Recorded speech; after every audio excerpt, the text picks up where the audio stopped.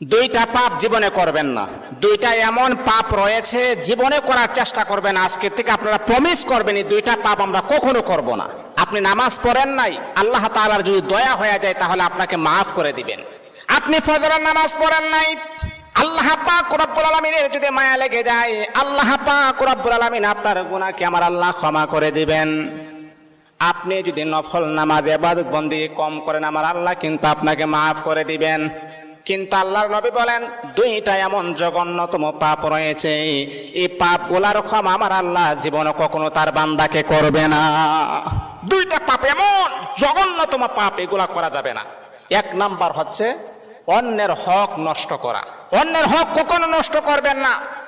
আজকে নিজের ভাই বোনের হক নষ্ট করে দেয়, অন্যের হক নষ্ট করা যাবে না। দুই নাম্বার হচ্ছে আল্লাহ পাক রব্বুল আলামিনের সাথে শিরিক করা। যদি কোনো বান্দা আল্লাহ পাকের সাথে শিরিক করেন, আমার আল্লাহ